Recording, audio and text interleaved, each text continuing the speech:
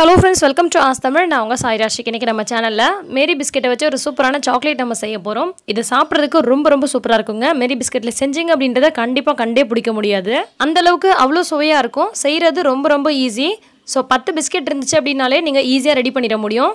இப்போ நான் வந்து ஒரு 20 பிஸ்கெட் போல் எடுத்திருக்கேன். இதை வந்து நான் மிக்சியில் போட்டு பவுடர் பண்ணி ஒரு பவுலில் போட்டுக்கிட்டேன். பெரும்பாலும் மேரி பிஸ்கெட்டை யாருமே விரும்பி சாப்பிட மாட்டாங்க. இந்த மாதிரி செஞ்சு கொடுத்தீங்கன்னா யாருமே வேண்டானே சொல்ல மாட்டாங்க. அந்தளவுக்கு விரும்பி சாப்பிடுவாங்க. இப்போ இந்த பிஸ்கெட் பவுடர் கூட 2 டேபிள் ஸ்பூன் அளவுக்கு கோகோ பவுடர் சேர்த்துக்கிறேன். கோகோ பவுடர் இல்லை அப்படின்னா பால் பவுடர் 2 டேபிள் ஸ்பூன் அளவுக்கு சேர்த்துக்கலாம். இப்போ கூடவே சர்க்கரை வந்து பவுடர் பண்ணிவிட்டு அது 2 டேபிள் ஸ்பூன் அளவுக்கு சேர்த்துக்கிறேன். கூடவே இந்த மாதிரி பொடியாக கட் பண்ணி வச்சுருக்க நட்ஸ் சேர்த்துக்கிறேன். நான் பாதாம், பிஸ்தா, முந்திரி, திராட்சை எல்லாத்தையுமே கட் பண்ணி சேர்த்துருக்கேன். உங்ககிட்ட என்ன நட்ஸ் இருக்கோ அதை நீங்கள் சேர்த்துக்கலாம், அல்லது நட்ஸை சேர்க்காம கூட செய்யலாம். இப்போ இது எல்லாத்தையும் சேர்த்துட்டு நல்லா மிக்ஸ் பண்ணி விட்டுக்கலாம். நம்ம கோகோ பவுடர் சேர்த்துருக்கனால இது வந்து சாக்லேட்டோட ஃப்ளேவர் கொடுக்குங்க. இதுவே நீங்கள் பால் பவுடர் சேர்த்திங்க அப்படின்னு சொன்னால் ஒயிட் கலரில் வரும் இல்லையா, அந்த மில்கி பார் சாக்லேட், அந்த டேஸ்ட்டுக்கு வருங்க. இப்போ இது கூட தேவையான அளவுக்கு பால் சேர்த்து நல்லா மிக்ஸ் பண்ணிக்க போகிறேன். பால் வந்து சூடாக இருக்கணுன்ற அவசியம் கிடையாது. காய்ச்சின பாலாகவும் சேர்த்துக்கலாம், அல்லது காய்ச்சாத பால் கூட நீங்கள் வந்து சேர்த்து நல்லா மிக்ஸ் பண்ணிக்கலாம்.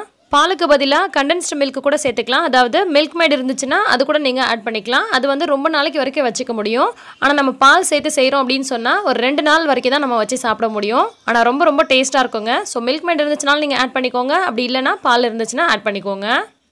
தேவையான அளவுக்கு சேர்த்துட்டு இந்த மாதிரி கெட்டியான பதத்துக்கு பிசைஞ்சு விட்டு எடுத்துக்கோங்க. இப்போ இதில் தேவையான அளவுக்கு எடுத்துட்டு நம்ம வந்து அப்படியே பால் மாதிரி உருட்டிக்க வேண்டியதான். தேவையான அளவுக்கு எடுத்து உள்ளங்கையில் வச்சு நல்லா அழுத்தம் கொடுத்து உருண்டைகளாக உருட்டிக்கோங்க. விரிசல் எதுவும் இல்லாத மாதிரி உருட்டிக்கோங்க. இந்த ஷேப்பில் தான் செய்யணும்னு எந்த அவசியமும் கிடையாது. நீங்கள் நார்மலாக வந்து தட்டையாக உருட்டிட்டு கூட தேவையான அளவுக்கு கட் பண்ணி கூட வச்சுக்கலாம். இந்த மாதிரி உருட்டுறதுக்கு ஈஸியாக இருக்கும். ஸோ நான் இந்த மாதிரி பால் மாதிரி போட்டுக்கிட்டேன். இந்த சாப்பிட்றதுக்கு எப்படி இருக்குன்னு பார்த்தீங்கன்னா சூப்பரான ஒரு ஹை குவாலிட்டி சாக்லேட் மாதிரியே இருக்கும். கண்டிப்பாக இதை சாப்பிட்டுட்டு யாருமே இது மேரி பிஸ்கெட்டில் செஞ்சது அப்படின்னு கண்டுபிடிச்சிருக்கவே மாட்டாங்க. எங்கள் வீட்லேயுமே யாருமே இதை கண்டுபிடிக்கவே இல்லைங்க. சாக்லேட் மாதிரி தான் இருக்குதுன்னு சொல்லி எல்லாருமே விரும்பி சாப்பிட்டாங்க. கண்டிப்பாக நீங்களும் உங்கள் குழந்தைங்களுக்கு செஞ்சு கொடுங்க. இந்த மாதிரி சின்ன சைஸில் கூட உருட்டி வச்சுக்கலாம். பாருங்கள், நான் வந்து ஒரு 18 பிஸ்கெட் போல் போட்டேன். அதுக்கே நமக்கு இவ்வளோ கிடச்சிருக்கு. அதே மாதிரி மேரி பிஸ்கெட்டில் தான் செய்யணுன்றதும் கிடையாது. உங்ககிட்ட இருக்கக்கூடிய எந்த பிஸ்கெட்லனாலும் நீங்கள் இந்த மாதிரி செஞ்சுக்கலாம். பார்க்குறதுக்கே ஷைனிங்காக நல்லா ஹை குவாலிட்டி சாக்லேட் மாதிரி இருக்குது. சாப்பிட்றதுக்கும் செம்மையாக இருக்குங்க. ரொம்ப சிம்பிளான இன்க்ரீடியன்ஸ் தான். 10 பிஸ்கெட்டுக்கு 1 டேபிள் ஸ்பூன் அளவுக்கு கோகோ பவுடர் அல்லது பால் பவுடர், 1 டேபிள் ஸ்பூன் அளவுக்கு பவுடர் சுகர், தேவையான அளவுக்கு பால் அல்லது கண்டென்ஸ்டு மில்க், விருப்பப்பட்டால் நட்ஸ் சேர்த்துக்கலாம். ஸோ கண்டிப்பாக நீங்களும் ட்ரை பண்ணி பாருங்கள். உங்கள் வீட்டு குட்டீஸ் விரும்பி சாப்பிடுவாங்க. இந்த ரெசிபி உங்களுக்கு பிடிச்சிருந்தா லைக் பண்ணி மற்றவங்களுக்கும் ஷேர் பண்ணுங்கள். மறக்காமல் ஆஸ்க் தமிழ் சேனலை சப்ஸ்கிரைப் பண்ணிடுங்க. நன்றி.